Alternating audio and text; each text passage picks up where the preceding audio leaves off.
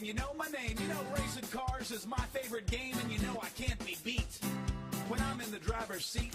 See, I got a lead foot and gas in my veins. God put a V8 where he should have put brains. There ain't a race I haven't run. There ain't a race I haven't won. And it's been 7 days since I've won a race, and I don't plan on leaving this place till I've won another. Send you crying home to your mother. See, I got the car, the skill, the crew, the will. God hates a sinner, but he loves a winner. You dare to show your face? Come on, Ace. Let's race. We'll try this again. Hello, everybody. This is Joe Larson. You're watching the 505 on Racing Show. This time the tech difficulty was me. I forgot to turn my mic on. Oh, well, stuff happens. Anyway, hope everybody had a good week. I know I did. I had a very good weekend. I went to a race facility that I have heard a lot about, but never went there.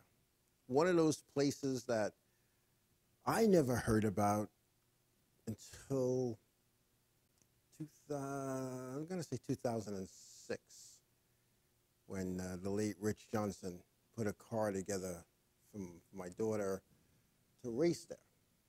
And unfortunately, everybody knows what happened to Rich Johnson. For those who don't know, he had a heart attack that day racing the car. And she never got to race the next day. So I had no desire to go back or to go to that facility, subconsciously, probably because of that. But WJ, my good buddy, who is I don't believe, well, he is here. My good buddy, he kind of convinced me to go. Now, he had no idea that's why I stayed away from the place. And I'm going through some things and trying to straighten out some things in the personal side of life. And he felt that I needed to go take a ride and watch him racing and sit back as a spectator, which, as most people know, I haven't been really able to do in the last 20 years. So WJ, I want to thank you. I had a great time. The ride up, the ride back. Well, the ride back, I slept the whole way, even though they kept trying to wake me up. But I had a great time. Saw some good racing. It amazed me that these cars in that facility were racing side by side. There were no wrecking, no taking guys out. It was just incredible. It was just good racing. And again, WJ had a great time. A video mic. Sorry I didn't get to go up and see. I know you were up on the roof videotaping, but we just sat in the grandstand, right behind the flag stand, and just sat up there and watched the races. So I had a good time. So again, WJ, thank you. Thank you. So it's all good. Had a great time. Anyway, somebody's saying, oh yeah, the video, Mike. What's WJ's looking for videos? People look for video. What do you got for us? But again, thank you. It was WJ. There was 4 of us in the car, and we had a good time. We had a good time. And that's I'd go back to that place. In fact, I'd love to race at that place. Maybe I could convince the powers to be to tow the Mountain Speedway maybe next year. You never know. You never know. But anyway, this weekend going to Thompson for the World Series, primarily the modified portion of the World Series at Thompson, Connecticut. Looking forward to that. This is going to be the first World Series that I'm going to since, I'm going to say 2002. The first one I've been at that I'm not going to be officiating or working in some capacity. I'm just going to be there and go have some fun. Now, WJ, I don't know, myracenews.com, enduro racing isn't my thing. Although I did a truck enduro. I did 3 truck enduros and had a good time, but just, I don't know, maybe I'd have to go see an enduro there because the enduros that I see locally aren't, and the enduro guys are going to hate me for this, but I don't see a lot of racing. I see a lot of beating and banging, settling old scores and all that kind of stuff. So, I'll be working just at an official. Yeah, it was the Stafford race at the fall final. I was the jackman for 2 cars. man, that's kind of interesting because the funny thing is I wasn't a jackman on my own cars. I mean, even when we were just working on it, I had a guy that did that. So, but hey, you got to start somewhere. You gotta do these things. And I see Jay Slice is on. I think baseball is over, and they had a good season. Jay Slice, welcome, and welcome to everybody that's on tonight. I see we got the regular crowd there shuffling in, as Billy Joe would say. But it was good. So what is it? Thoroughs at Mount are very different than real. Jay Slice, a lot of people have told me that. But what I don't understand, do they still have that race where if you win, they crush your car? I mean, I would hate to win a race and have my car crushed. I mean, do they do that? And I heard about that they do in Minnesota. It was a race, the beaters with heaters or something, that they run around New Year's time. I mean, I'm an old guy. I don't want to sit out in the cold, but hey, you never know what can happen. They say race car drivers never retire. They're just looking for the right ride. I'm telling you what. I think for 2014, I'm going to have the right ride. And that's not a think. I know I have the right ride. This is a deal a long time in the making. And like I said last week, it started out as a joke. And each week it got a little more serious and a little more serious. And for those who missed last week, it looks like I will be in a tour modified for 2014 for 6 or 8 events. I haven't sat behind the wheel of a modified on a racetrack probably since 2001. So it's been a long time, but I'm looking forward to it. I really am looking forward to it. Hopefully we could get everything in place that has to be in place, and maybe the 6 or 8 races could be 8 or 10. And maybe NASCAR will approve me for the bigger racetracks like Bristol and New Hampshire. Who knows? Anyway, speaking of modifieds, the Southern Modified Tour ended with George Brunhustle III coming in as champion. That's his 4th championship. Burt Weyers won that race at Charlotte, but GB3, as he's known, won that championship. That's championship number 4. Now, I'm going to tell you something a lot of people probably don't know or don't remember. I think I was going through my books. I think it was like 2000 or 2001. I'm thinking. And I wrote a guest column for Area Auto Racing News. The gentleman who was writing the column had a situation that he couldn't put a column together that week, so he asked me to do one for him. And so I did it. And I talked about what I saw. It was actually headline, A View from the Ramp. And I talked about this young kid, George Brunhustle III. And I can remember watching him race back then and watching his father-son team and saying, this kid's going to go places. He's going to win some championships. Not just races. He's going to win championships. And I put that in my column. And a couple of days after it came out, people came to me and said, what are you talking? Why are you brown-nosing those people? What are you sucking up for? What makes you think that he's going to be anything more than just a mid-pack driver? But I'm not going to say who those people were that said that to me. But here we are. It's 2013, and the kid's on his 4th Touring Series championship. I must have saw something. And I hate to go and say, I told you so, but I told you so. And I'm going to dig that column up again. I'm going to dig that column up because I talked about a lot of people in that column that week, from what I saw, and not only at Riverhead Raceway, but at other racetracks as well. And some of the stuff I wrote about actually came about. And after I wrote that column, I liked the headline that was made. And I don't remember if I made that headline for the story, or Mike Fields did it, or Area Auto Racing News did it. But I liked that title. And for those who aren't familiar with Riverhead Raceway, you officiate, from the pit area onto the racetrack, you go up a ramp, so to speak. It's not a ramp per se, but you're going up a hill, and then you drop down onto the embankment. It was like 18 degrees or whatnot. But so you're on this we call it the ramp, and that's where you officiate from. That's where I officiated from. Not all the head officials at Riverhead officiated from there. Some did it from on top of the press box. Some did it in the press box. But I was on the ramp. I wanted to be right there. I wanted to feel it. I wanted to smell it. I wanted to touch it. And so when I wrote the first book, we just called it A View from the Ramp. Kind of different view. In fact, I've been told by some people they're going to write a book, A View from the Other Side of the Ramp. And I welcome that. I'll give you notes. I'll hook you up with a publisher. Do me a favor. Because it only helped my book sell more than it's already selling. And that book has been out almost 3 years, over 3 years, and it's still selling all over the world. Australia, Canada, Mexico, United Kingdom, even India. So there. Anyway, so George Brunhutzel, Southern Modified Tour champion. And again, I wish him well.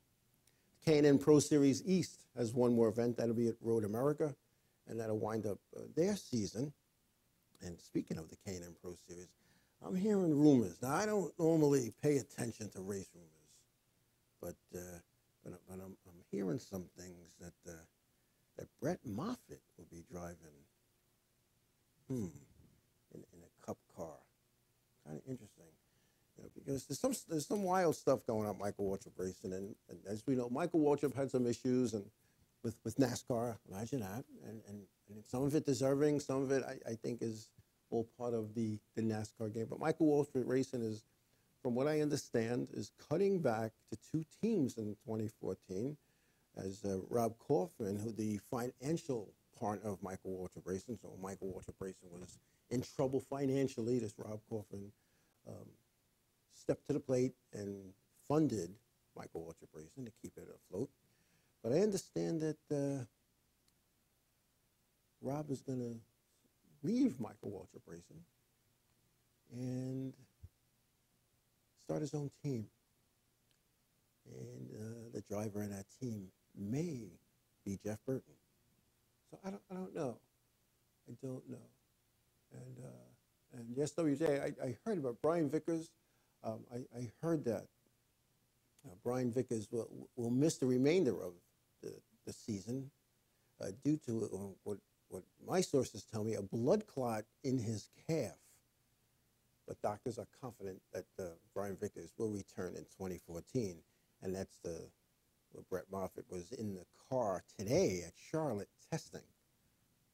So Michael Waltrip Racing owned the K&N Pro Series car. I believe they won a championship with that car, with Brett Moffitt driving. So it only makes sense. But 2014 is going to be interesting.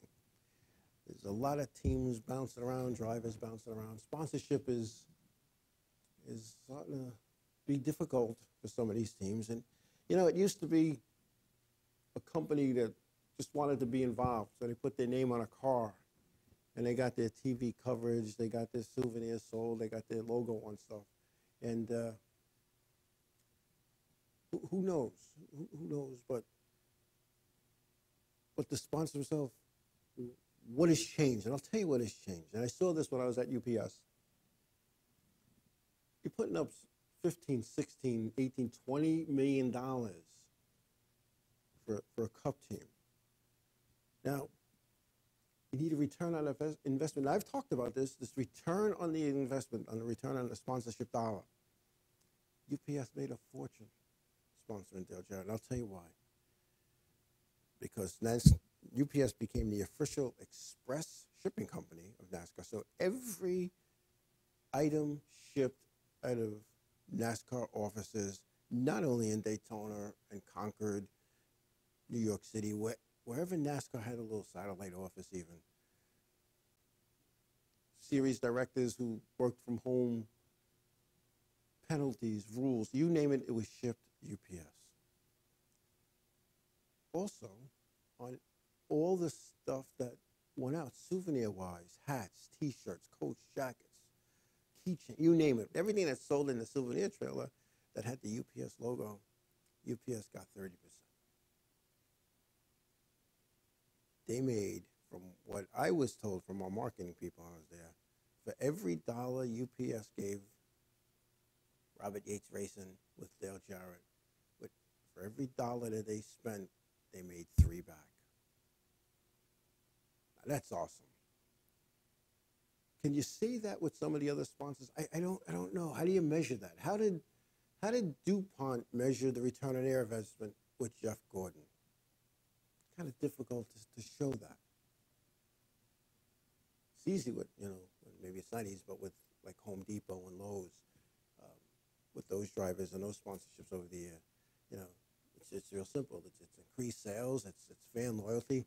Fans in NASCAR, not only in NASCAR, but all forms of racing, fans are loyal to the brand.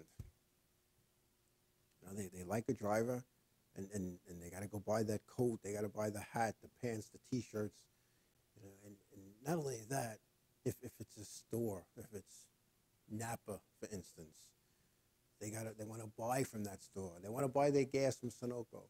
They want to use the official product of NASCAR so they can feel like they're a part of it. It's just one of those things. But that's what this sponsorship deal is all about. And Michael Waltrip Racing is in trouble. And I said last week, off with the black hat, out comes the good guy hat. And the good guy in me is saying, Michael, you're in trouble. Michael's in trouble.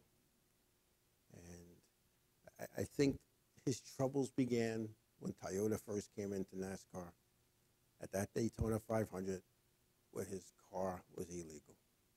It pre-race tech. And NASCAR wanted him to use the house car. The house car. What is the house car? We all know every racetrack, every series, every whatever have what they call a house car. And what the house car is, that's the one that you know is going to pass tech and you know is going to be good. So anyway, with that, we're going to take a break. And when we come back, I'm going to talk a little bit more about some of this stuff that happens in NASCAR. We'll be back. Stop putting it off and start painting it up today at Ben's Paint Station.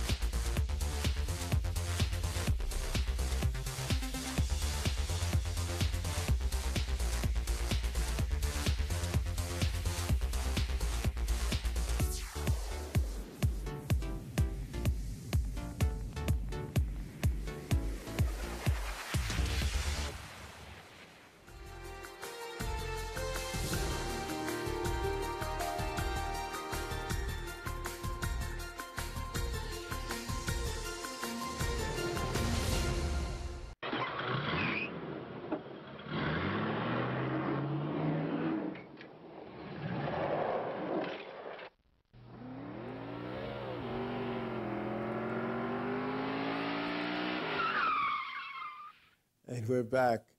Yeah, I was saying, you guys out there that are having some technical problems, I don't know what's going on, but whatever. Anyway, sorry about that. And while I was talking about that Brian Vickers thing, Joe Gibbs racing is also scrambling as well because Vickers drives the Gibbs Nationwide Series car, so I'm not sure who's going to end up in that. This all happened really quickly. From what I understand, the Michael Waltrip thing, Michael Waltrip and Rob Coffin were in a meeting discussing some things, that I guess partners talk about on a Monday after a race and when the season's winding down and all the troubles they've had there.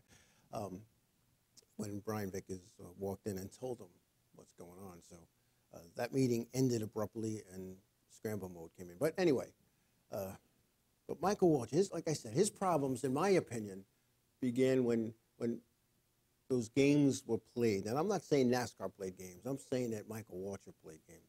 And for some reason, Michael Waltrip insisted on using his own car. NASCAR wanted him to use the house car.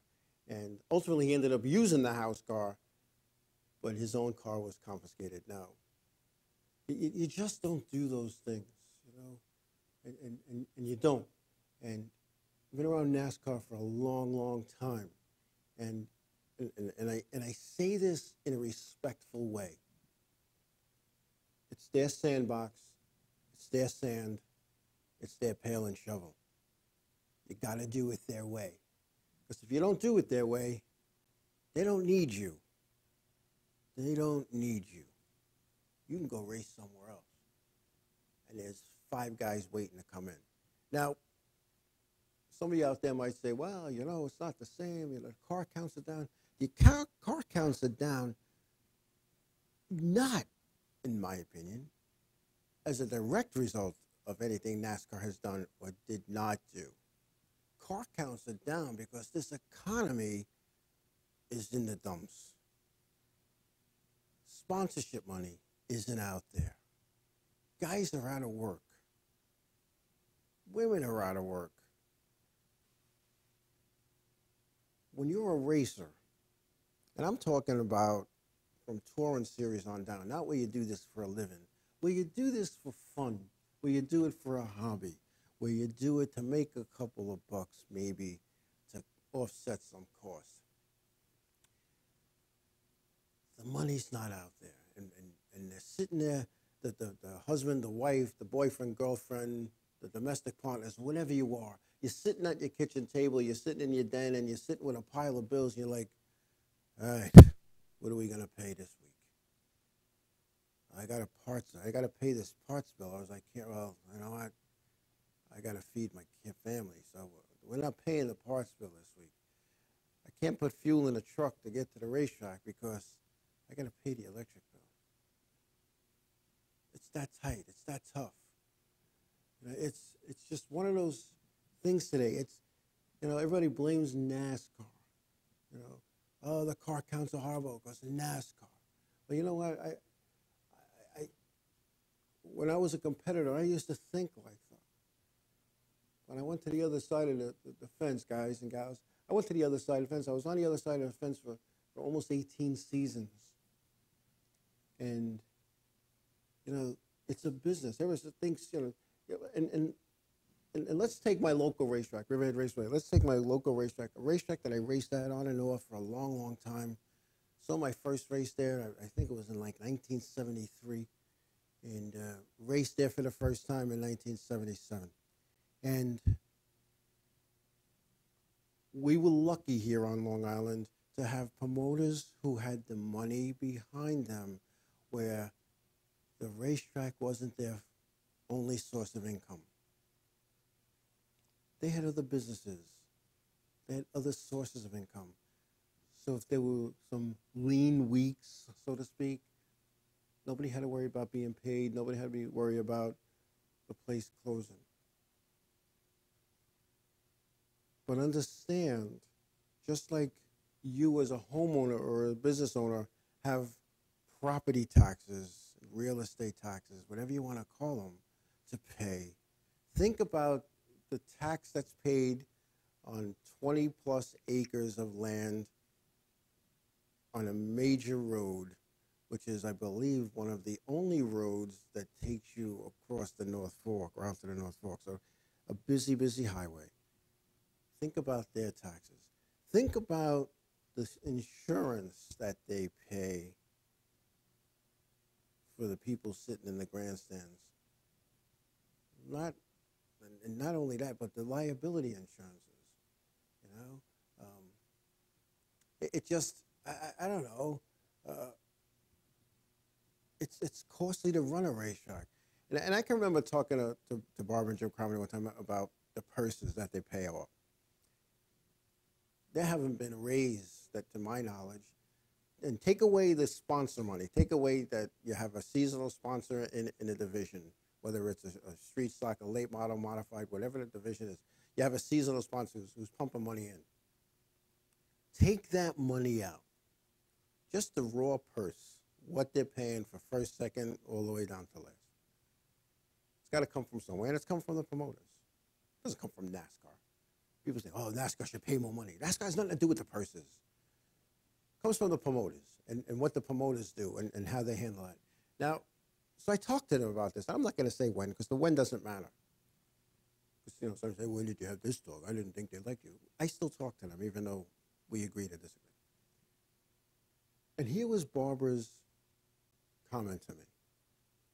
I would love to give such and such a division a raise. Now, you notice I didn't say which one, because then you guys are going to call racetrack, you're going to call the PR people. Joe said, I'm not saying which division. I'm just saying that there's a conversation I had, and they said they would love to give XYZ division a raise, because they understand that that payoff's really not that good. But they said, how can we give Division A a raise and not give raises to B, C, D, E, and F? Now, let's go back, and I'm glad that Jay Slice just said I was going to say this. You know, 25, 30 years ago, the payoff for a modified to win was, in this case, and this was at Freeport, was $1,200. And I believe the payoff on a normal modified race to win at Riverhead right now is $1,450. I could be wrong, but I believe it's $1,450. It's like $9,100 is the total purse paid in the modifieds. You go back 30 years, $1,200. Man, oh man, that was a month's pay then. A month's pay. Now that's, in some cases, not even a week's pay. Okay? You know, thank WJ. I didn't think it was that high. I think it's $1,450. And it's $185 to take the green. So if you qualify for the event, and I'm only talking about my local racetrack because I know what the purses are to pay us off for the most part. So you take the green, you go into turn one, something breaks, you're out of the race. I believe you're making $185. Years ago, 30 years ago, you took the green, you got $200. Now, so why did the purses drop? It's not so much that they dropped. Like I said earlier, some of the sponsorship money's not there, and things of that nature, and the economy is just not there, and it costs so much more to run a facility, the electric, you name it, everything that goes in. You know, for those of you who even rent the house, you know what it costs to pay your bills. So, stepping back, that's why the car counts are so weak. There were guys in the modified tour that said, I can't afford these rule changes because the seat is $3,000, the windshield is this. By the time you do it, I just spent another $6,000.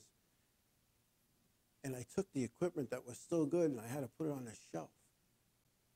You know, I don't know. And I don't know, Kevin, in Long Island Need for Speed, I don't know if are there other racetracks that pay some higher purses from time to time? Absolutely. There's no question about it.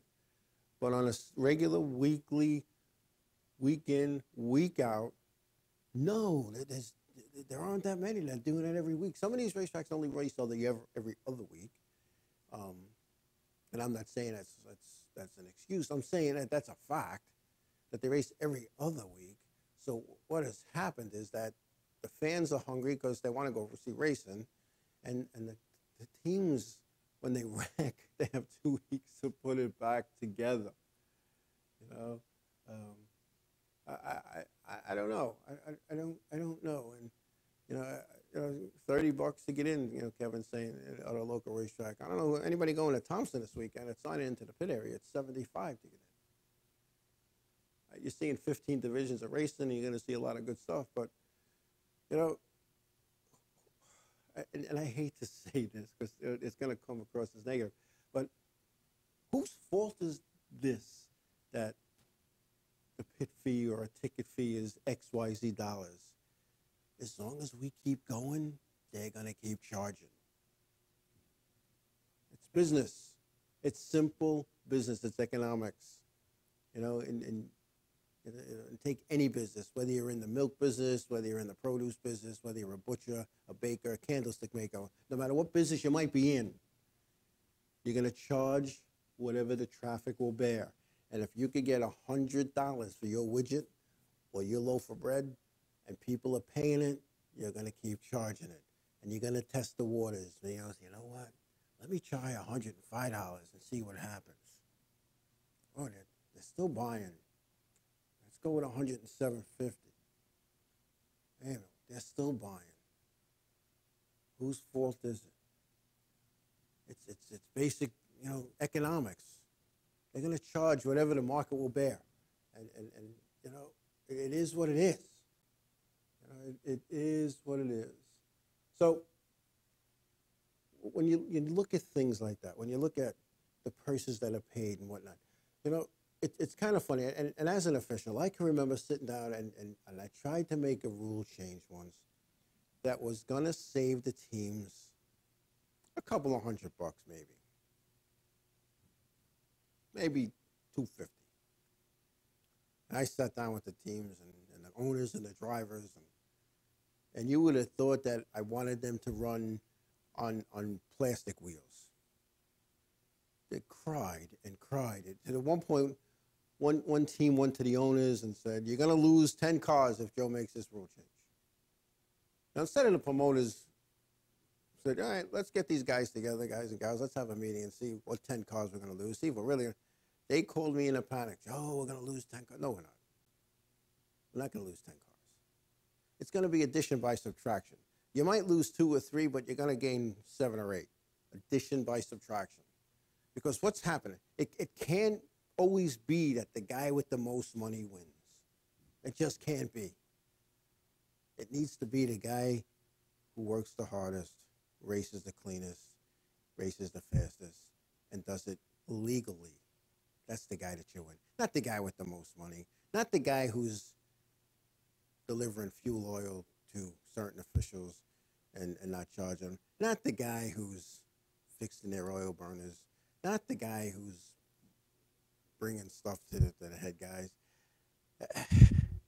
And I'm not making this stuff up. This is true stuff. True stuff. You know, and I can remember, and I'm not going to say who it was or what business they're in, but Big Bob O'Rourke, and you know, he's long gone, and I had the utmost respect for that man. But I remember my early days as an official. I was still hobbling around, I think, with a cane, too, for that matter. And he would call me up on a Friday night. He goes, "Joe, you got to go up to XYZ. I know it's a little out of the way, but I need this, this, this, and this. He'll have a couple of cases for you." All right. So I go up there. Guy's waiting for me.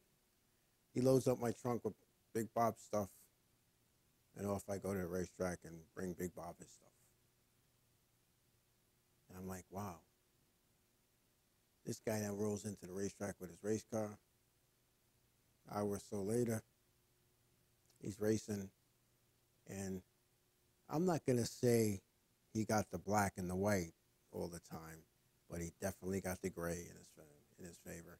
And what did that teach me as a new official? Now, I'm not saying I did any of that stuff. I mean, other people may think different, but I know what I did and didn't do. And that was not one of them. I couldn't be bought. I had a driver hand me an American Express Gold card and said, "This is yours. Whatever you need on it, we'll pay the bill." but we need some favors. We need some breaks in the tech area. You know, these are the things that we do. You know, couldn't do that. Couldn't do that. I don't know. I don't know. And getting back to Tom's, yeah, my guy, you're right. When I went there for the first time to see the World Series, and it's got to be like 2000, 2001. It was $75. I almost flipped.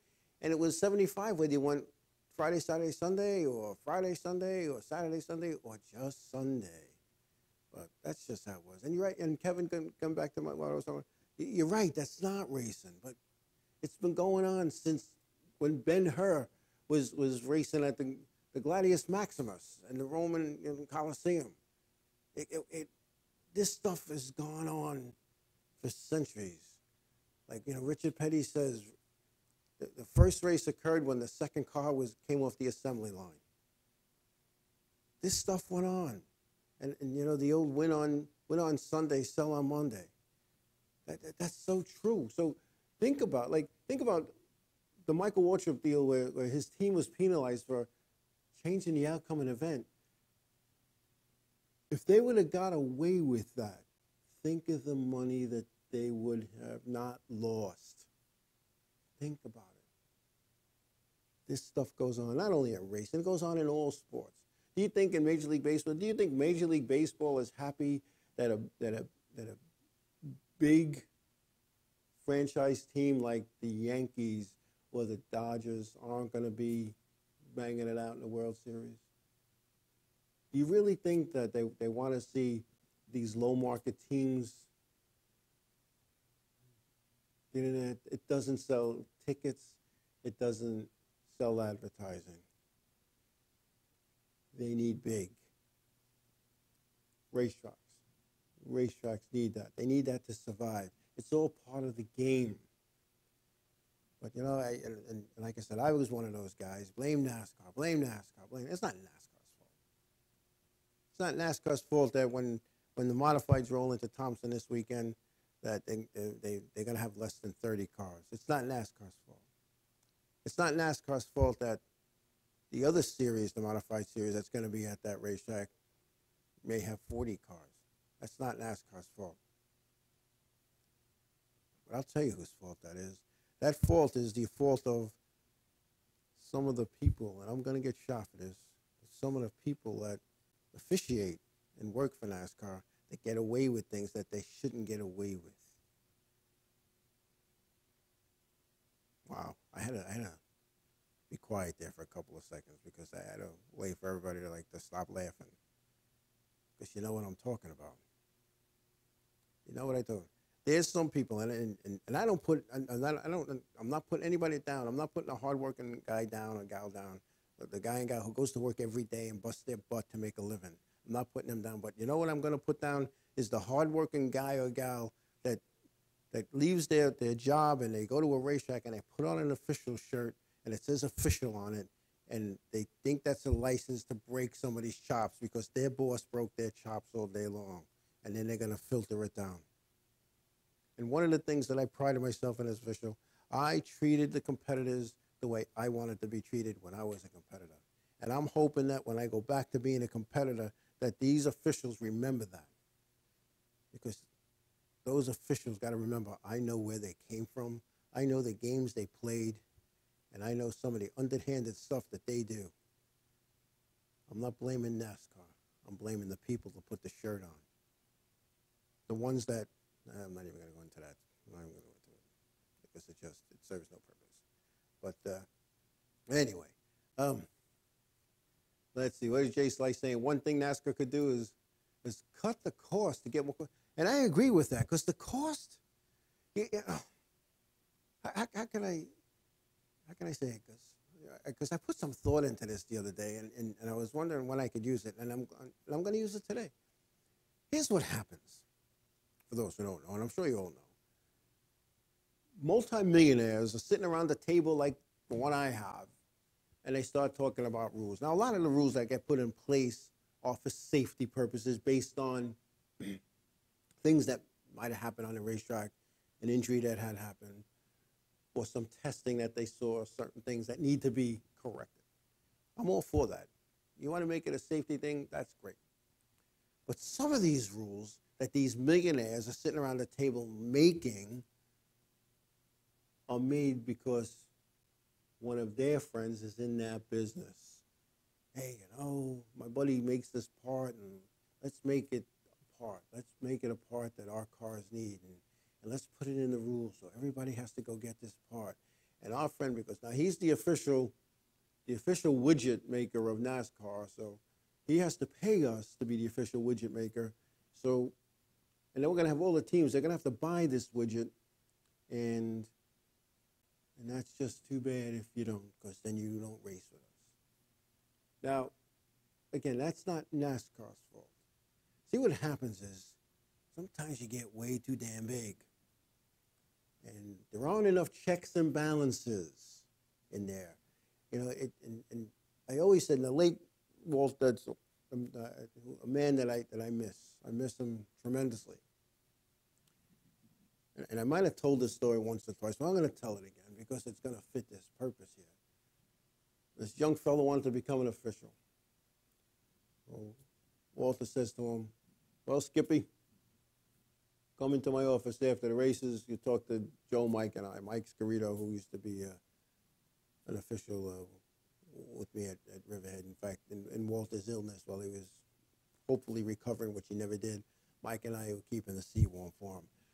So at the end of the night the guy comes in. The guy had all the right words to say. He knew what to say. He knew how to say it. He spoke well. He knew his stuff for the most part. Walt Detzel says to him, hey, Skippy, stand up. The guy stands up. He goes, put your hands out. So the guy puts his hands out. He's like this. Walter takes his hands. He's looking. He goes, all right, Skip, we'll get back to you. The guy goes, all right, thanks. Here's my number. Off he goes. No sooner than the door shuts, Walt Detzel says, we can't make that guy an official. I'm like, why? And he knew everything. He knew what to say. He goes, anybody can read a book. He goes, did you see his fingernails? There was no grease on them. This guy doesn't work on cars. They don't have grease on his fingernails. He doesn't know what he's doing. So I thought about that as I sat on my hands, because there was no grease on my fingernails. Because, as Jay Slice will tell you, it's not one of the things I do, unless I really have to. So what I'm trying to say is you have people making decisions that haven't gotten grease under their fingernails. All right, so just something to think about. Just something to think about. Yeah, my guy saw that Daytona announced today that they have an official moonshine for the track. I believe I saw those signs also at New Hampshire when I was walking up to the spot. I said, Freddie Kraft, I love the guy to death. He showed me a shortcut, how to get to where we had to go. And I figured if there was any guy that knew a shortcut to get somewhere, he was the one. And I saw all these signs for moonshine. But it's just one of those things, I don't know. I don't know. But it's just one of those things. And it's the same. What are they saying? It's the same in most of corporate America. Absolutely. I spent 25 years in corporate America in a Fortune 500 company where you had to produce week to week. They didn't care what you did last month, last quarter, last year, last 5 years, 10 years, or 20 years. What did you do last week? And it got to the point where if you had a couple of bad weeks in a row, you were on the outside looking in. And I saw some good people go down the tubes, guys that brought millions and millions of dollars into UPS over the years. They had a couple of bad weeks, and out they went. So it's no different anywhere else. It really isn't. But a test. I took a test, Jason. I had to take a pit road test. I really did, and it had to be. It was early in my career. I was a race director, and I was taking a test, and because I was the race director and knew I'm not going to be on pit road, I don't need to take this too serious. Most of my questions I answered were at the discretion of the official in charge, which isn't wrong because that's what the rule book says. But what we had was they didn't think that was too funny, and I had to go into a private office and they had a word with me, and then they made me take the test. No, I passed and I did well, but anyway, that's all in the past. Tonight's guest, WJ, Tonight's guest was Robert Bader Jr., former blunderbuss driver, former Super Pro truck driver. Rob Bader, for those who don't know, he works for a large international courier delivery company. And normally he is done early enough to go home, shower, have dinner, talk to my daughter a little bit, and come on to the show. Thank you, Jay Slice, because I wasn't sure which company he worked for. So he texted me earlier on that he was basically done with his deliveries and pickups, and they threw additional pickups onto him. Now, having been a UPS driver for 2 years and an UPS manager for 23, there's no clocks. There's no clocks. I mean, you punch a clock in and out every day, but there's no clocks. Once you go to work, you don't know what time you're going to be home, because you never know when you're going to have pickups and that you got to cover, or deliveries that you got to take off for another driver which I never understood. As a driver, I got my route done, and they always told you to call in before you headed back to the depot. And I was done. I delivered all my packages, and I did all my pickups, and my truck was pretty loaded. And, you call in, oh, go help Eddie. He's up in, this town. Take 20 stops off him. Yeah, that guy, dogged it all day long, so I'll get some of his work for my reward of doing a good job. But it's one of those things. It's one of those things. Maggie, hey, Maggie, how are you? I thought that was you. Maggie, who made the trip with us to Mountain Speedway in Pennsylvania. It was a fun trip. She was the one that was, every time I fell asleep, I would nod. She would hit me in the head and shake my shoulders and stuff, stay awake. And then I was told that the next road trip, I'm not allowed to sit in the front seat. If I'm just going to sleep, I got to sit in the back. So, and that's okay. But that's okay. But anyway, she's on the phone. You're on the phone? Oh, wow. That's good. Oh, so you're talking to each other while you're doing my show. So that's good. And I hope you're not watching. Well, I can't tell you what to watch. So I know Kevin Basic has a thing. And I am awake.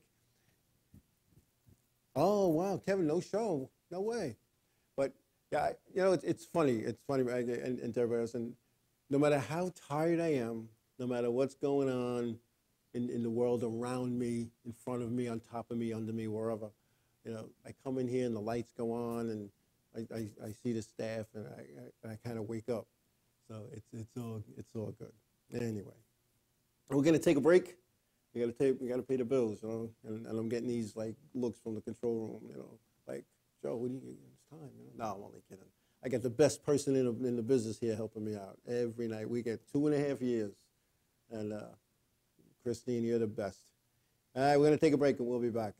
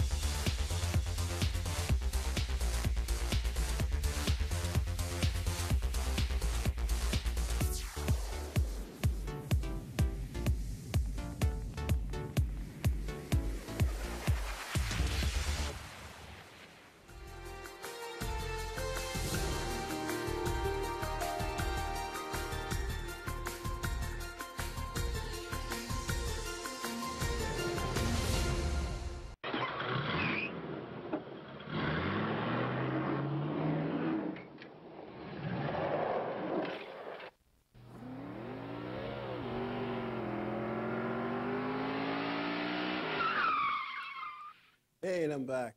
I see some chat about some books. So for those who didn't get the first one or the second one, I will have some with me at Thompson this weekend, as I did at Stafford. A handful of people actually had the opportunity to meet with me and talk about my book, and I got to give them autographed stuff. And I'll tell you what, that never gets old, you know. And those of you who know me, I'm an egotist. I'll admit it, you know, but I eat that crap up. What can I tell you? It's just one of those things. So books. What do we got going? I got, like I said, 3 books coming out. I just said in the chat room, 3 more coming, a long time coming, and there's some reasons for that, and some my fault. Some my publishers had some surgeries and some things going on. But anyway, A View from the Inside, A View from the Front Office, and A View from the Back Seat are the next 3. And like I said in the chat room, that'll be a 3-book set. You can get, you don't have to get 3. You don't have to get the set. But I think it would be pretty interesting to do that. A View from the Inside. Little synopsis. A View from the Inside is about a race car driver who had a very, very good job. It's the 70s. The guy's making 6 figures in the 70s, working for a satellite company. This guy is then, piece by piece, steals the satellite. Every day after work, he'd throw a piece in the dumpster at the end of the night. He'd go home, go back on the dumpster, take it out.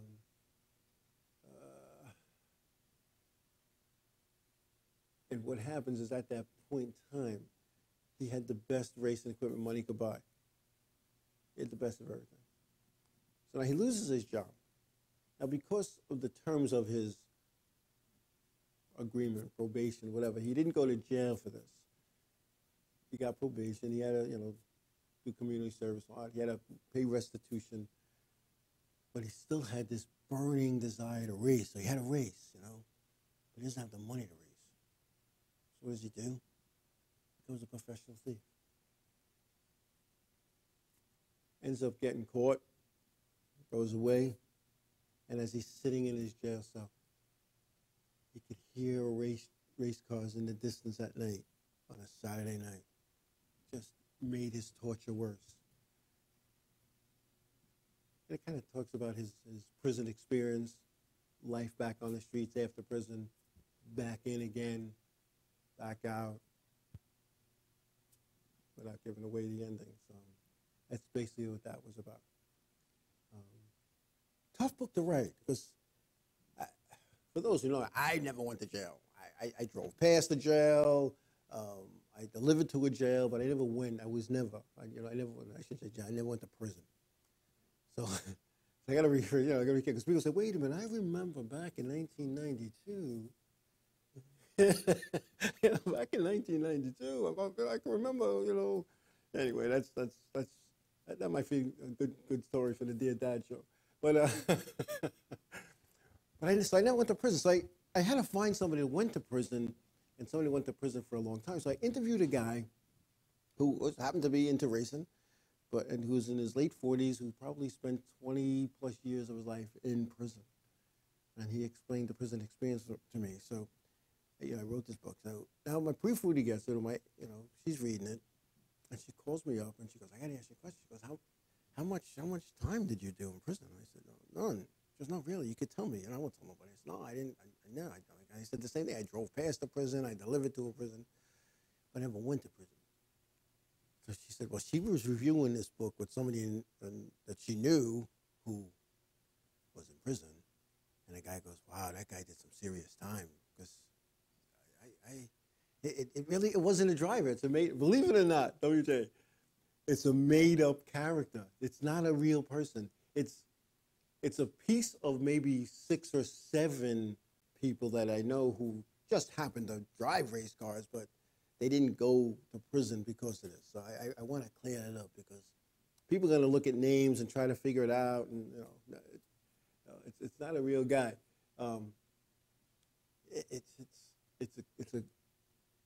It's a melding of guys and a melding of stories about the guys. So So anyway, and the other one, a view from the back seat, is not what you think. It's not like some race car driver was out in the parking lot with some girl and in the back seat of his car.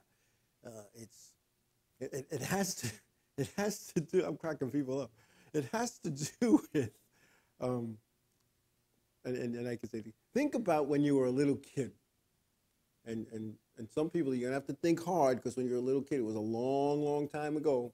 You know, some of you will say it's like 60, 70 years ago that are in this chat room. Think about that when you were a little kid and you sat in the back seat of your father's car. And your mother never drove back then. It was your father. And you sat in the back seat. What did you see sitting in the back seat, looking out the window? Now, your head didn't even come up to where the windows, because old cars had, big doors. And you looked, all you could see was the sky. You could see the clouds, maybe the sun, the moon, whatever. You really didn't see things. So this kid in this story in the beginning thinks that a car is magical. That when your parents got in the car and they plopped you in the back seat, because there was no car seats, there was no seat belts. In some cases, we stood in the back seat. I can remember standing, with my brothers, my sister, and whomever, and standing in the back seat, because you didn't worry about, stopping short and going flying through the windshield. They didn't worry about that stuff then. So anyway, this guy's sitting in the back seat. So he thinks when you get in the car and you shut the doors, you turn the key, and your father turns to your mother, let's go here, or the mother says, we got to stop here. You put the shifting gear, what was a 3-speed on the column or an automatic, and you felt the car moving, and like magic, you were at the place. You don't know how you got there. You're at the place. Now you got to fast forward 30 years. Now the kid in the backseat is now the father, and his kid's in the backseat in the car seat. And the stories about the bond that this father-daughter had, and the racing, and how their family was torn apart, and he hadn't seen his kids in 10 years, and he goes to a racetrack, and there's this kid racing, and there's a bunch of stuff. I don't want to get into too much of the detail of that either. And then the other one's a view from the front office. It's about a race car driver who worked for a company called WPS, Worldwide Package Service, and how he was finagling to get off work to go racing. But it was more about what went on in the front office of this race car driver's life as to what was going on the racetrack. So those three should be very interesting. And then the other two, I've got a view from the window, and the other one's untitled at the moment. But right now, that's leaning towards a view from Pit Road, but we're not going to get into those two. Now, the book that I've been asked to write by Phil Kurz from Wheeling Engineering, Vice President of Motorsports Marketing, he has asked me to write a real book. He wants me to write a book about the stars of modified racing. And he wants me to share the stories, the Charlie Jazombek stories, the Richie Evans, the Jerry Cooks, the Ed Flemke Jr.'s, the Jamie Tomanos, the late John Blewett III,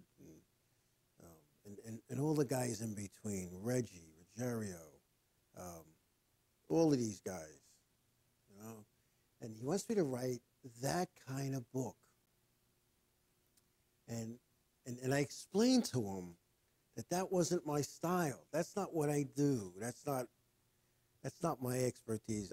I'm better at making stuff up than going to it, because that's going to be a lot of work, a lot of research, and will it be worth it? I guess. But he's asked me to do that, and Lord knows I'm trying. I'm putting it together. I'm working on it. So if anybody wants to offer any suggestions to that one, I'll be more than happy to do that. Or any drivers that they feel should be involved with it. Because you got to understand that, as a kid in the late 60s, early 70s, I watched the modified race, and I remember some of the names. But I was an ISO Speedway guy. I didn't go to any other racetrack at the time, with the C modifieds. To watch a modified race other than Islip Speedway on Long Island. I didn't go upstate New York. I didn't go to Connecticut. I didn't go northeast. I didn't go down south. I didn't go anywhere other than ISO Speedway. You know, the All-Star 300 used to come into town. There were some guys from all over the country would come into that. But I didn't, I just wasn't, I wasn't into modified. I was a figure eight guy, you know. And when I won figure eight racing, I didn't really watch the modified. I might have watched the first 5 laps, but then I had to go strap into my car or go help whoever I was helping. So it was hard, you know. I don't know, and I don't know. And my guy's like, you know, even some of the car owners of back in the day. And my fear is this, right, in this book. Because it's a faction, I'm going to piss somebody off. Oh, why didn't you write about this guy? Why didn't you write about that guy? Hey, you know, if it wasn't for this guy, that guy wouldn't be written. And you know, I don't want to have a book that, you know, you need a hand cart or a tire cart to carry around. I got to keep it simple, you know. And then on the other hand, I got my publisher breaking my chops to write a book called, and it's already titled, or entitled, I should say, and I've already made notes for it. And A View from the Lobby. Now you're probably saying to yourself, View from the Lobby, what are you talking about? Well, as you know, in my book, the sanctioning body is the United States Stock Car Association. The United States Stock Car Association, USSCA. And we have a USSCA official who works for the National Series, and he travels 40 weeks a year to different venues across the country, and he stays at different hotels. And what my publisher wants me to write is a book about this official who has a different female companion at every racetrack. And he wants me to write it along the lines of 50 Shades of Grey. Now, I got a handful of problems with this one. A, again, that's not my style. B, I can't write something like that because, well, just because. And thirdly, if you read the first 2 of my books, you could see some references to things that might have really happened. Maybe exaggerated, maybe the truth is stretched out a little bit. You know, the names and places were changed to protect the innocent or the guilty. So if I write this book at my publisher's request, people are going to think, wow, Joe did that? And then instead of trying to figure out the names of the characters, who's really who, they're going to try to figure out who the women are. And that's just not fair to anybody. So I've kind of put that one to the side. And the worst case scenario is my publisher could tell me that he's not going to publish anything of mine until I write it. So we'll see. Oh, I see you guys are making plans for me. When's Mahoning? You guys want me to go? Because this is the second time I do this. When's Mahoning? It'll be another road trip. So when's Mahoning? Just, I don't know the dates of these things. But anyway, so that's where I'm at with the book thing. But October 29th, that may work for me. I got to check the calendar. I know the week after I'm away on R&R time, much deserved R&R time, where I'm hoping I can get my creative juices floating again. And the week before, I got something. I'll have to see. 26, yeah, I'll have to check my calendar. Maybe we could go. You know, and you got to understand, I'm not used to paying for. I haven't paid to go to a racetrack in 20 years, and in the last couple of months, I've probably paid more to get into a racetrack than I have in the last 20 years only. But we'll have to take a look at that date, the 28th. I'll actually even write that down. It's a Monday, so it's got to be like the 26th, 27th. I think somebody just said that. We'll take a look at that. Maybe I can go and get some good stuff. But anyway, before I forget, I wanted to throw out some of my Sprint Cup stuff here too. While I was went on a Joe tangent for an hour and 10 minutes. Kyle Larson's Sprint Cup debut ended at Charlotte when the engine in his number 51 car blew, he was running in the top 15 all day. I'm telling you, this kid's for real. You guys, not you guys, but people were all upset with him because of the battle at the beach. He hit everything but the pace car. And he was just an aggressive driver. And I'll tell you what, I like that. I like that. You're just going to pussyfoot around and cruise around like, like you're going for coffee and having a cigarette. That's not a racer to me. You want to bump and grind, I'm all for it. Because, I'll bump and grind right back. I'm okay. But he had a decent run most of the day until the engine light loose. And his next scheduled Cup event is Martinsville, which will be an awesome, awesome place. I love that place. I would love to race there. Unfortunately, I'm not approved for Martinsville. And I don't understand, and this is something I don't understand, and it's with all drivers and all this resume committee thing, and I know they got to draw the line somewhere. And you could race up to a half mile, so that's .500. I don't mean to be a wise guy, but that's what a half mile is. A track that's .500. Martinsville is .533. What are you talking, 30 feet? The straightaway's 30 feet longer? So I could race on .50, but I can't race on .533. I don't understand. It's just, I don't know. It doesn't make sense to me, but that's all right. I can understand not going to New Hampshire. It's a mile. I mean, I don't, but I respect that. Same thing with Bristol. I can't even race the PlayStation Bristol without wrecking bad. So to do it live, I can't just hit the reset button and restart, So and I don't know. It'd be a long ride back if I trashed my car on his race car at a racetrack. It'd be a long ride back from Bristol. And it's not like I could, take the train home. But anyway, it's gonna be good. Jay Slice, without it, I'll tell you what, he's good now. Because he's not getting the best of the equipment for these teams. So, and he's moving up the ranks. And I'll tell you, one of the things that I thought when I saw the Battle of the Beach, what NASCAR is lacking right now is a star, a good guy star. You need characters. Think about the 60s and the 70s when you had these race guys. Cale Yarborough, Bobby Allison, Richard Petty, David Pearson. They made the show.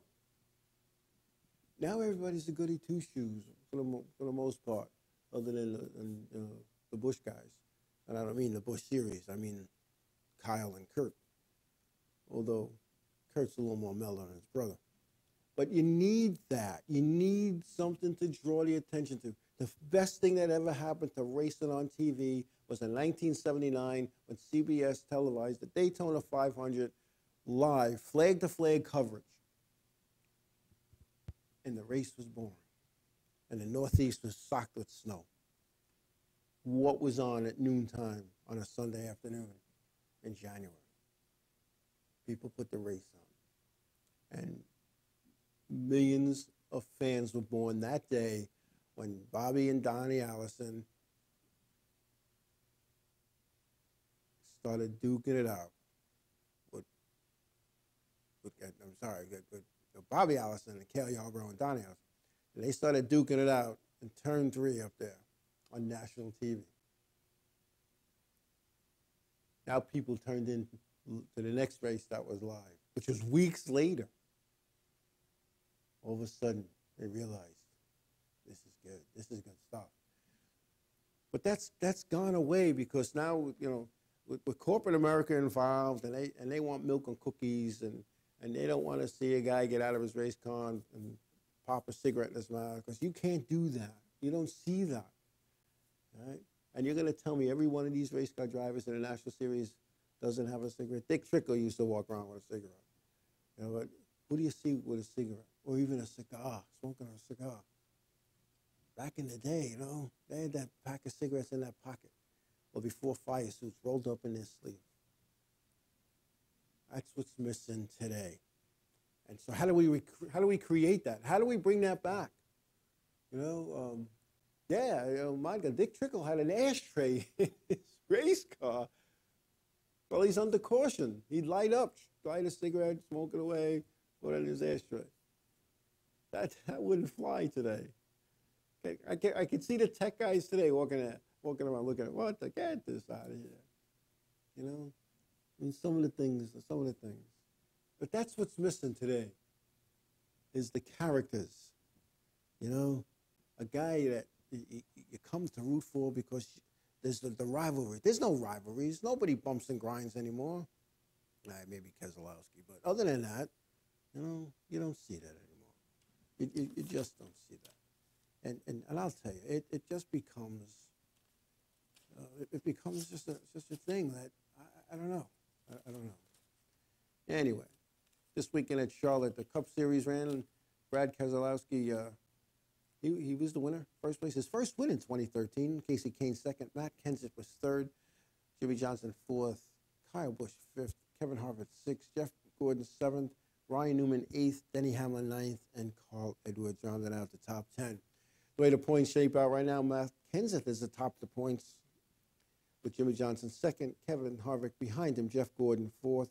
Kyle Busch fifth. Then we got Greg Biffle in sixth, followed by Kurt Busch in seventh. Eighth is Clint Boyer. Dale Earnhardt Jr. ninth. Carl Edwards 10th. Joey Logano 11th. And Ryan Newman is 12th. And I'm not going to say the 13th place guy because I think that was a silly thing to do, put 13 guys in a 12-car chase. Anyway, speaking of Dale Earnhardt Jr., he turned 39 last week. 39. It's hard to believe that 39. To me, he's still a kid. A lot of people are a kid to me, but it's hard to believe he's still. When I saw that, I was like, wow, 39. Now, how did he celebrate his 39th birthday? He celebrated it with his 500th start. Who would have thought? 500 starts. And no, not 39 is not a bad thing. I know some people have been 39 for the last 20 years. And they're celebrating the 20th anniversary of the 39th birthday. But to me, he's still like 20. I don't know. Very interesting. Very interesting. I couldn't believe it. But 500 starts. Now, in comparison to some of the other guys, I mean, it's not a lot of starts. There's guys that have 750. There's guys that have, more than that. But here's a guy that, 39. I couldn't believe it. And now, my race news now, what is it for you? Is it the 28th anniversary of your 39th birthday? If my math is correct? and you're right. Starts don't pay prize money. You're right. You're right. Yes. Hey, I got it right. I got it right. It's all good. It's all about having fun. But you think about the characters. The characters are gone. They're missing. Even your short tracks. I remember as a kid, I used to get so excited for Charlie Jazombek and Jimi Hendrickson battling it out. You knew one of them was going to win. You just knew one of them was going to win. Bumping and grinding, sparks flying down the straight and coming off the wheels, door handle, as they say. And then the finger pointing afterwards. You don't have that today. NASCAR doesn't allow that. And not because it's NASCAR's call. Corporate America don't want that. They don't want it. They can't condone work, as they put it in the job, workplace violence. People get fired for that. Yet on the racetrack, there's nothing. I'll tell you what. I'm not, I've been to a lot of places where, the drivers get into it on the racetrack and all of a sudden you see the crews beating the crap out of each other. What's with that? They didn't drive the car. The crew chief didn't drive it. The jack guy didn't drive the car. The drivers are out there doing it. And I can remember my score. I was in a race and I got into it, whether it was, depending on how you want to view it, whether it was his fault, my fault. The bottom line is we touched, he went into the wall and got destroyed. But but my scorer was attacked by that guy's scorer. My daughter finally said to the guy, I didn't drive the car. Go talk to my father. Now, of course, the guy never came and talked to me. I see he got educated on the way down from the scoring stand to my pit area that, you might not want to come chat with me about a situation like that, especially after what happened. Talk to me about it next week when things are cool. But, but that stuff's missing. It's missing today. It needs to come back. I'm not saying you got to wreck people. I'm just saying good, hard racing. Sparks got to be flying. And then there's other crybaby baby stuff that gets, you go to some of these weekly tracks and you have a driver who's going to run up to the officials, whether they call the race from the tower, from the roof of the tower, from a ramp, from the grandstand, wherever they call it from. And the driver goes, did you see what that guy did? He had me sideways. Yo, dude, that's racing. Go bowling if you don't want to be touched. All right, go bowling. I go bowling. Not very well, but I have a good time. But I don't get upset if a guy gets into me, because a split second, I got on the gas a split second later than he or she did, and they bumped into me. I got sideways. So what? Cut the wheel to the right and hold on. You'll straighten it out. Everybody, that guy took me out. That guy wrecked me. Let me tell you something. Nobody wrecks on purpose. Did you see that guy? He wrecked me on purpose. And I'm watching that guy. His car's being towed off the track with 2 tow trucks. Did you think he really wanted to do that to his own car? Come on. I'm thinking not. That's why they call them accidents. It's the law of physics. 2 objects can't occupy the same physical space at the same exact time. It's impossible. Something's going to give. I remember saying that to a driver one time. He came up screaming. There was a hole. He went into it. He tried to fill it. Another guy saw the hole, tried to fill it. They crashed. He did that on purpose. He wrecked me on purpose. You go in, especially in a straw, and we'll take a quarter-mile racetrack, quarter-mile oval. It's 300 feet down the straightaway. You're down that straightaway in 3 seconds. By the time you see the hole, by the time you execute the move, 3 seconds is gone. Think about it. And then I get a kick out of the fence grabbers. The guys, they're hanging onto the fence, watching the race. They're going to make a decision. They never even, I don't even think they drive a streetcar. They're going to make it, make a judgment call on what happened on a racetrack. Are you kidding? I get a kick out of these kind of guys and gals. You never drove a race car, but you're going to tell everybody what happened and why it happened. You're going to blame somebody. And you know what? And that's the other thing. It's always the official's fault. Well, you know what? You're watching one car. You're watching the car you're associated with. You're watching your friend. You're watching your team. You're watching your boss's car. You're watching the car your boss sponsors. You're watching the guy who got you in for free. That's the car you're watching. And then, the officials are watching the whole field. Stuff happens. You didn't see it. Didn't see it. And I proved that point to a couple of drivers. I brought, in I think it was in 2000, 2001, the guy who eventually became the champion in his division at Riverhead Raceway, it was his class was so competitive and had so many cars that he didn't make the show that night. He still won the championship. And I invited him up to the ramp to watch the race with me. I said, come up to the ramp. I want you to see what I see in the race that you normally race in. So we're on the ramp in turns 3 and 4, watching the races. Something happens right in front of us. Literally, right in front of us. When I hopped over the wall to survey the down, make sure the drivers are, I think I took 3 steps to get back onto the pit side of the wall. I said, Chris, what happened? I don't know. What do you mean you don't know? You were right here. I was watching the leaders. Watching the leaders. So you can't tell me what happened here, can you? No.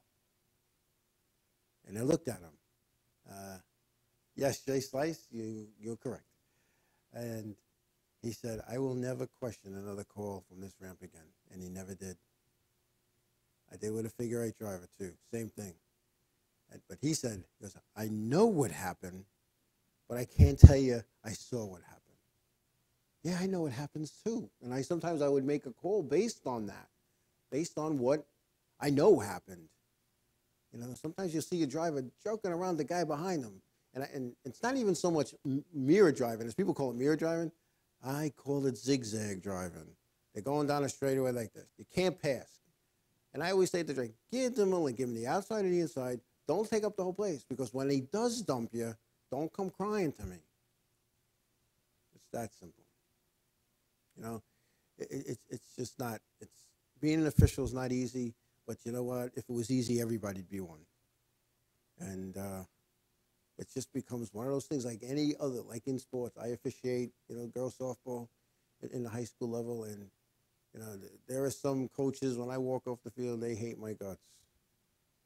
And usually it's the team that lost. Because they can't blame the fact that their pitcher didn't pitch well, the fielders didn't throw well, the hitters didn't hit well, the coach didn't coach well. They lost because the officials blew it for them. And I've been involved with girls softball since the 70s. And I've coached and I've officiated. I've been on both sides of the fence. And it's not easy. You know, there's a lot of bang-bang plays in softball. And I know there's a lot of coaches, a lot of pitchers and catchers that don't like my strike zone. But you know what? Get the bat off your shoulder and swing it, because if it's close, it's a strike. We're not going to sit there all day and wait for the perfect pitch. And now what's happened, and I don't want to make this a talk about softball, but what's happened is the teams are now starting to learn where Joe's strike zone is. And it's not the toes and the nose like one coach said to me, but it's pretty close. But anyway, we're going to take a break. When we come back, we'll talk some more. We'll be back.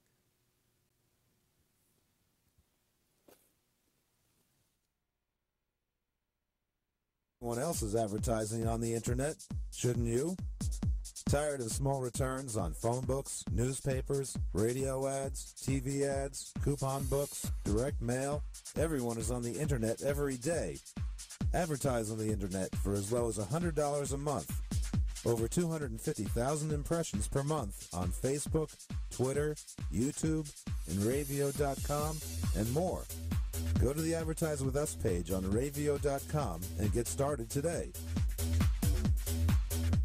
Enravio.com. Stay in tune guitar strings. Guitar strings, bass strings, polish and accessories. Stay in tune guitar strings. Akron, Ohio. www.sitstrings.com. Enravio.com. Fasten your seatbelts. It's gonna be a bumpy ride. Hey guys, this is Bonnie from Two Guys and a Chick Show. Watch us Wednesday night, 7 to 9 Eastern Time, where we talk about stupid news, email bag, and all-around BS. Two Guys and a Chick Show on Enravio.com, broadcasting to the world.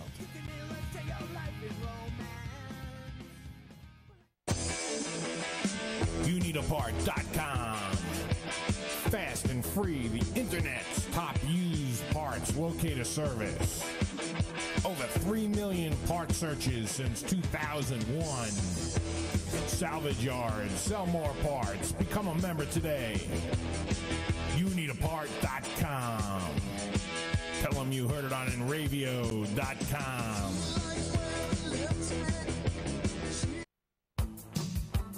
East End Screen Printing and Embroidery. Shirts for as low as $3 with print. 631-281-TEES. That's 631-281-TEES. 1355F Montauk Highway, Mastic, Long Island, New York. Go to eastendsilkscreenprinting.com for more info.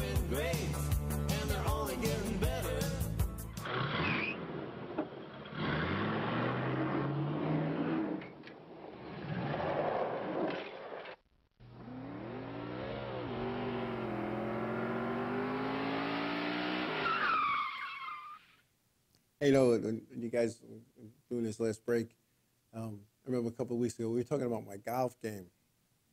I got to throw this in there, folks. I just got to throw this in. I was in a golf tournament, with a good friend of mine this Friday, supporting the Babylon Village Fire Department. I had a nice golf outing. And although I think I shot in the high 90s, which really is not, I mean, was it? Yeah, I think so, whatever. And I had said that I could drive a ball. I can. It's my short game that's horrible. And my putting, and sometimes my driving. No, anyway, I won a prize. I hit what I told my buddy, I said, you know, Sean, and not the Sean from racing, my buddy Sean. I said, Sean, that shot should have been on the highlight film on ESPN. I'm on a par 3, closest to the pin type of hole. And I said, all right, listen, what we're going to do. So I get my wedge out. I address the ball, hello ball, and I take a swing. And the ball goes up, and it's headed, it's in the right direction. Hits the green, rolls back, and stops maybe 2 feet short of the hole. So I wasn't going to put my name down because you had a little card that you filled out that was plugged into the ground, and it was a guy that, you know, had like 3 inches or whatever. Well, it turned out he was just being a wise guy. He wasn't 3 inches. So I wasn't going to put my name down. So my buddy said, oh, put it down. What's the difference? So now we go back for the dinner, where they give out the awards and raffles and prizes, and you know, everybody has a little bit to eat and a lot to drink. And and all of a sudden they said, and hole 4, par 3, goes to the pin, Joe Larson. I'm looking around the room for the guy to stand up. That's me. So I wanted a nice autographed T flag from 2 golfers that I never heard of. I mean, I heard of them, but I can't remember whether, because my memory's shot. But I wish the golf guy was on today, because, you know, because I can play golf. I can't bowl very well, but I'm a decent golfer. But anyway, I just want to throw that out there, because I know we were talking about golf a couple of weeks ago. So I had a good time. But anyway, I almost forgot the nationwide results because I turned the paper upside down. I really need I got to get an intern here who could keep feeding me this information. I put notes under my nose. Anyway, nationwide was at Charlotte. Kyle Busch was the winner with Austin Dillon second. Sam Hornish Jr. was third, followed by Kevin Harvick and Matt Kenseth, top 5. Justin Allgaier 6th, Joey Logano 7th, Trevor Bean was 8th, Parker Kleeman 9th, and Michael Annett rounded out the top 10. The way the points are winding down, and they're almost done in the nationwide, Austin Dillon is the point leader with an 8-point lead over Sam Hornish Jr. It's basically a 2-car race there, folks, because Reagan Smith in third is 52 points back. Even if the other 2 guys stayed home at the next race and Reagan Smith won, led a lap, and led the most laps, he'd still be in third. Justin Allgaier is 4th, Elliott Sadler 5th, Trevor Bayne is 6th in points, Brian Scott is 7th, followed by Brian Vickers in 8th, and he'll drop. He's missing the next races. Kyle Larson in 9th, and Parker Kleeman in 10th. So that's where the nationwide guys stand right now. It's hard to believe the season's, the chase is about halfway through. Man, we just talked about this. It's hard to believe that the season's come down to an end. 2013 flew by, and 2013 has mixed emotions for me.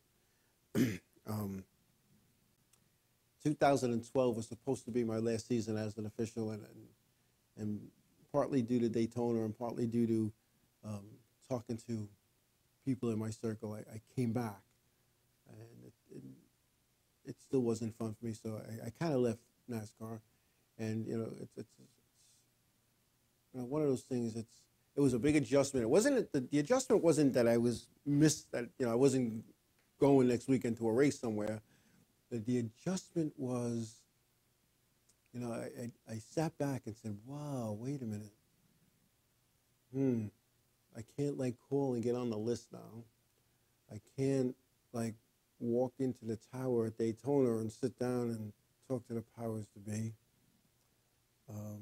I'm just a regular guy. I'm just a fan, and if for anything, that was and is the most difficult part. I was like, whoa, like I went to Monadnock, not Monadnock. Oh, geez, Mountain Speedway this past weekend, and I still have difficulty reaching in my pocket and paying a fee. Not because I'm cheap, just because I never had to. So that was an adjustment. And like I said, 2013 with racing has been bittersweet. I have a good opportunity set in place for 2014, and with a team that races for the same reason I do, and that's to have fun. So, anyway. And then Maggie's asking, when am I going to have WJ on the show again? Well, let me tell you something. You have that friend that you don't need to invite him to your house. He just needs to come. All I got to do is, my old Italian friend used to say, when you come, just kick the door. And I remember I said, why should you kick the door? Because your hand should be full of what you bring in. But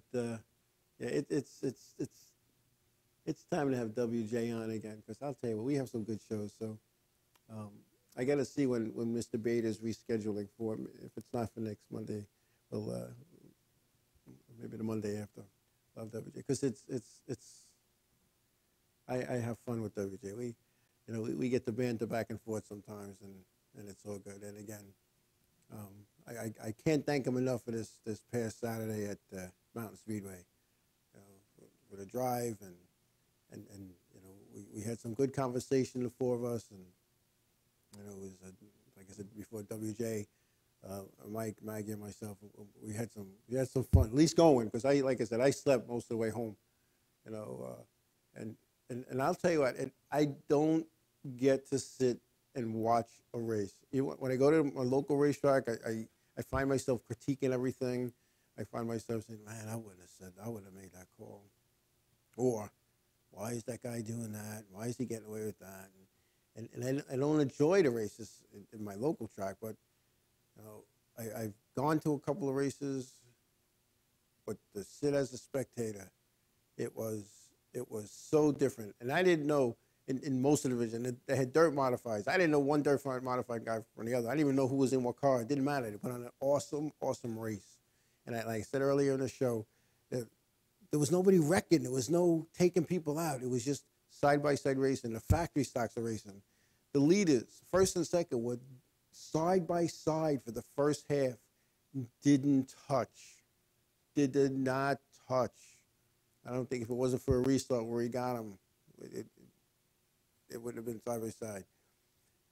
We sat there. We stopped and grabbed something to eat and threw it in a bag, and we sat there and we just, had a good time. Shared some stories. It's what racing's supposed to be. It's fun, and I haven't had fun on a racetrack other than when I went with Wade to Bristol and worked with Wade at Riverhead. Those days were fun, and which is making me really look forward to 2014. I haven't looked this forward to a racing season. I mean, one of the things that we were taught at UPS is, when does the wrap-up begin? At the start of the job. And when does next year's season begin? The day after the season ends. You're getting ready for next year, and that's what we're going to be doing.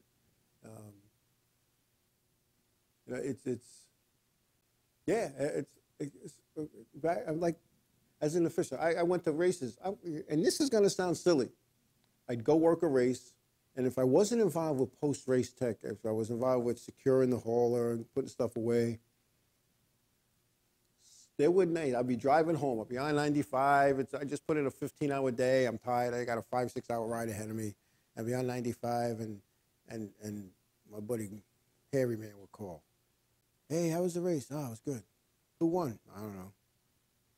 He said, what do you mean you don't know? I don't know. How could you not know?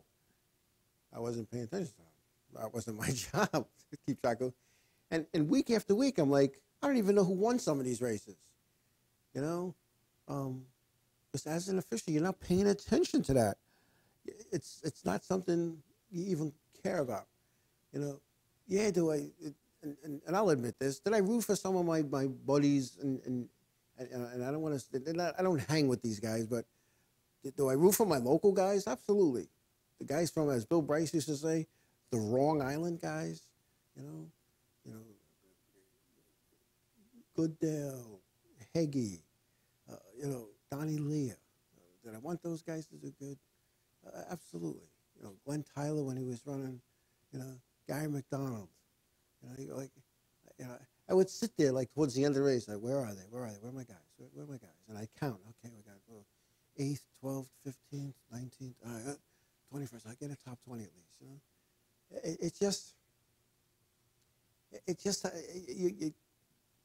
It's hard not to root for you guys. Even when I was at the local racetrack, I used to root for a certain guy in every division, and that guy's name was Wendell. Why Wendell? I don't know. I just called him Wendell.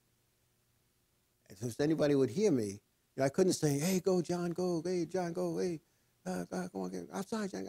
I couldn't do that, but I could say, "Come on, Wendell! Come on, Wendell!"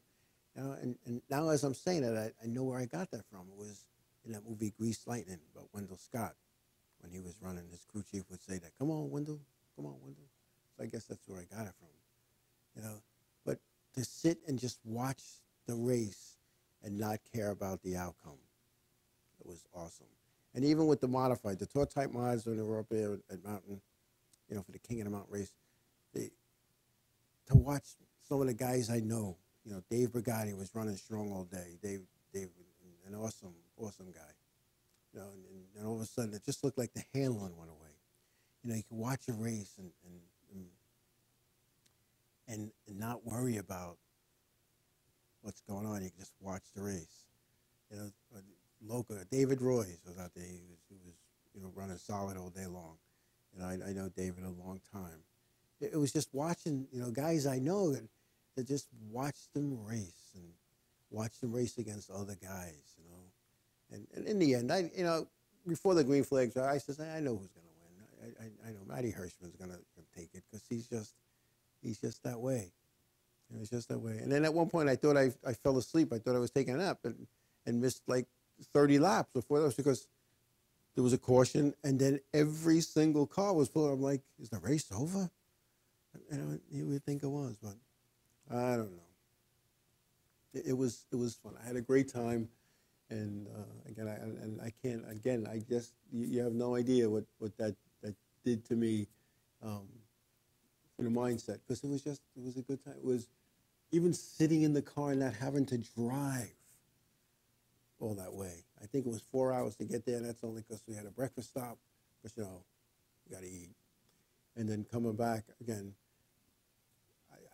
I think I slept most of the way. In fact, we weren't even at the GW Bridge. We were still on 80.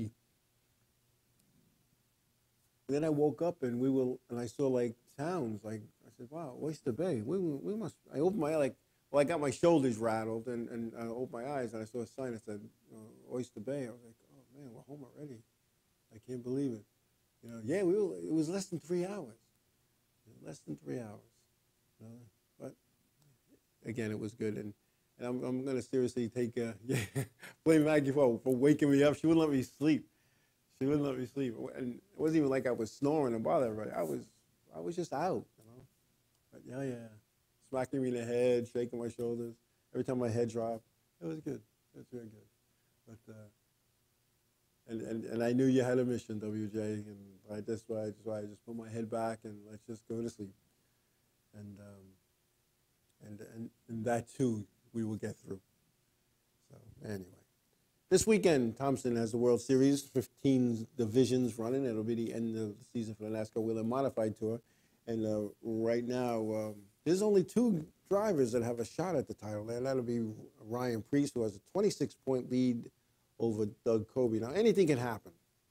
But I'll tell you what, Ryan Preece is just, he's having one of those years where everything is going right. Right, so there's no sleeping in the shotgun seat. I know I got to sit in the back next time. But anyway, Ryan Preece, he's just if it wasn't for, some mechanical failures, he'd have a handful more wins. But Doug Colby, 26 points back. He's defending champion from 2012. He would have to win and finish 14 spots ahead of Ryan for him to repeat.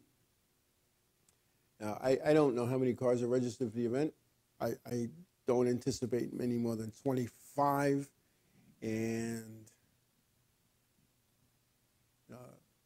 I don't really care who wins or loses this championship. I just hope it's a good, solid race and that whoever does wins is a true champion and represents the series and the sport the way all the other previous champions have, and that's with dignity and respect. And it's one of those things, and people lose track of how many wins a person might have and where those wins occurred or took place. But nobody loses track of the championships.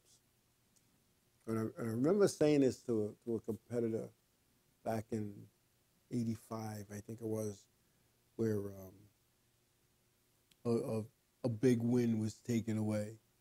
And I said, Dad, nobody's going to remember how many championship races a guy's won. So the big picture is the track championship in your division. You know, anybody can win one race. But to win a championship, that's a culmination that starts the day after the last race, the previous season, and ends with the last race of this season. And it's many hours in the shop, many hours in the race car, many hours talking to sponsors and doing stuff.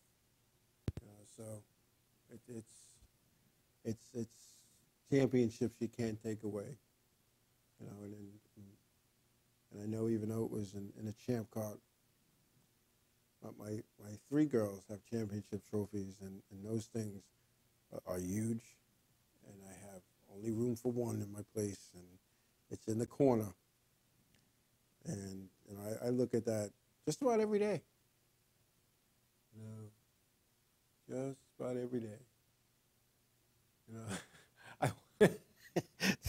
know, I was telling these guys when we were driving up the mountain, I said sometimes I'll be in a thing and I'll have something on my mind and I'm talking and I'll glance up at the screen, I see the chat room and I start cracking up. You know, you guys crack me up. I didn't sleep on pit road. I never did that. But I did fall asleep in New Hampshire in the tower. It was a hot day and the AC wasn't working.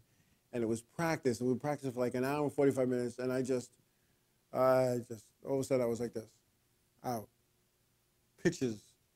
There was pictures all over the place. In fact, they showed that picture at the awards banquet that winter. And the other time was when I fell asleep driving the pace car at Martinsville. It was one of those hot, humid days that you can only have in Virginia. And I'm sitting in my job as pace car. I'm sitting in the pace car, and I'm sitting there, and I got the air conditioner going. It's nice. I'm all comfy. And all of a sudden, you know, you get that feeling where everything's good. And all of a sudden, I hear on my headset, never mind, get them next time. I look, and there's the tail end of the field. They won caution a whole lap and a half ago.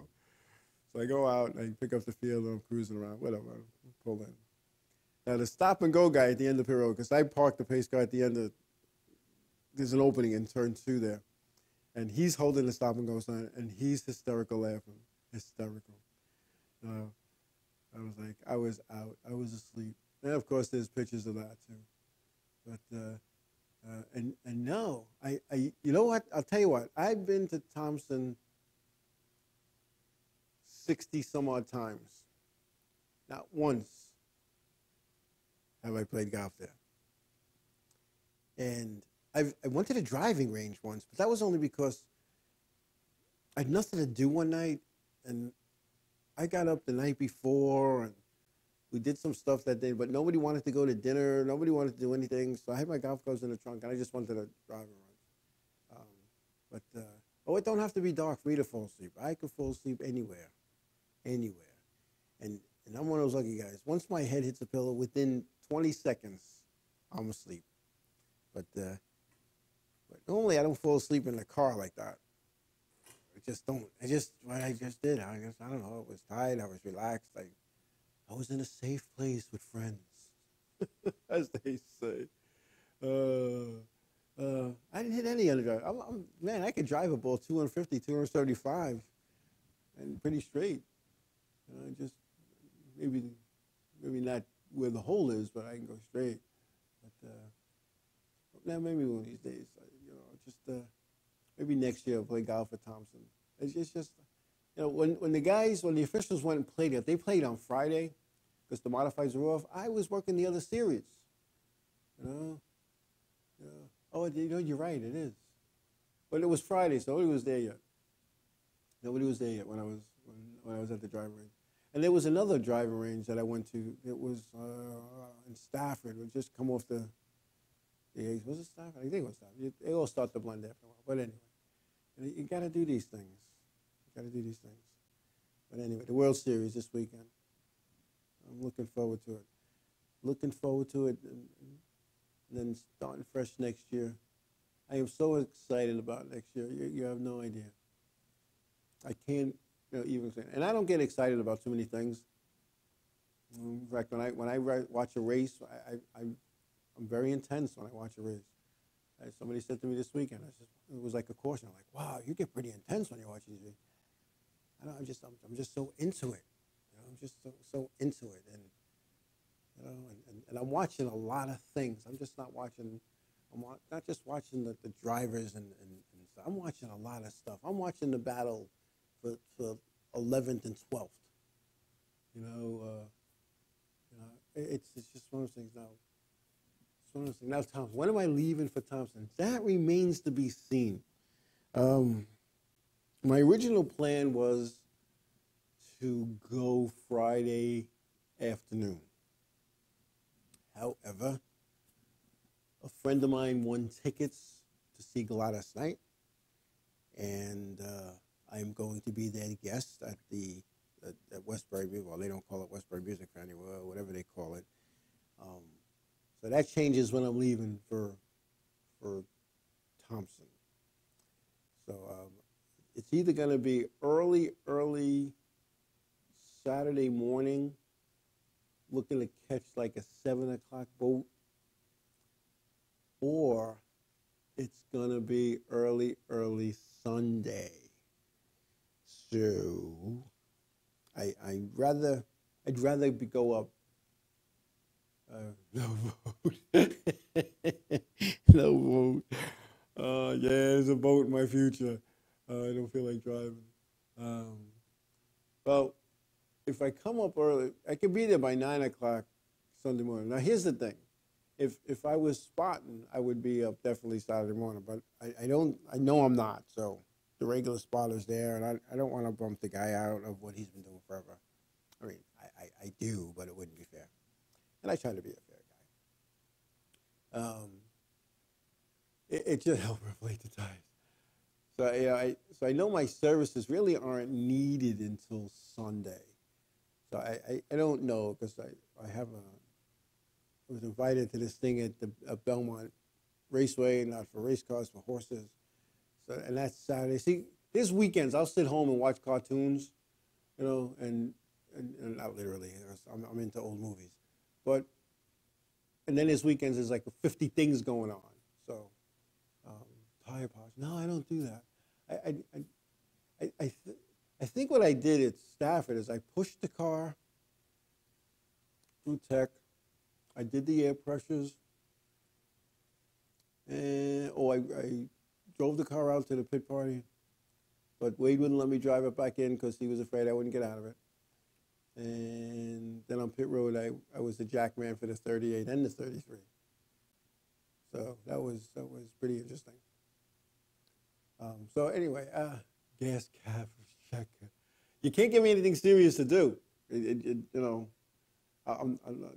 going to say this. I'm not a mechanic, so if it don't start, I wouldn't know where to even begin to look. But if you tear a right front off, I could probably put it back on, because I had a lot of practice at that over the years. tearing stuff off. I could put it back on. I could actually get it pretty close. But once you open the hood, I'm lost. I could do basic stuff, but I'm not a mechanic. And Jay Slice will tell you, he's seen me in action. But then again, he's seen me in action. So if we tear it up, I can get it right back together, right, Jay Slice? I put a body on a car in a couple of nights once, and people didn't think we'd be out for another couple of weeks. So let's see. Paint pen and the look. Yeah, I mean, I could do that. I could do that stuff. It's I like to have a good time and whatever it takes. And at the end of the day, you know what it is you have everybody working together. There's no saying what you can accomplish, and that's what we're looking to do in 2014. And I'm hoping to do well enough where,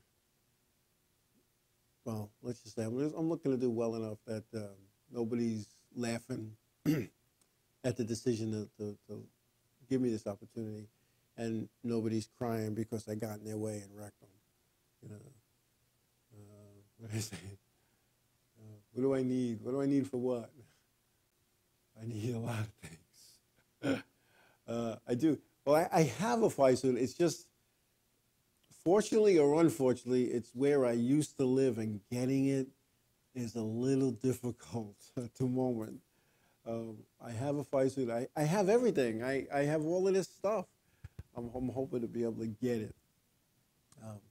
But there was a picture on the social media. I was standing next to the owner of the fire suit I used, and I'm saying, now wait a minute. I'm looking at Dana, and I'm looking at me. I'm looking at Dana in the picture, and I'm like, I can't believe that's his fire suit. Oh yeah, the helmet that I used, that was pretty funny too. I used because the rules, me with the rules. The rules say that to be on pit road, you have to wear a helmet. It doesn't say what kind of a helmet. It just says a helmet. So, everybody knows I'm not too bright sometimes when it comes to certain things, But I had a street hockey helmet on. Not like an ice hockey. It was like a street hockey helmet that was a little too small, and I couldn't clip the bottom. And then one time I went out, and the official standing right there. I went out without the helmet. I just went out and did my thing.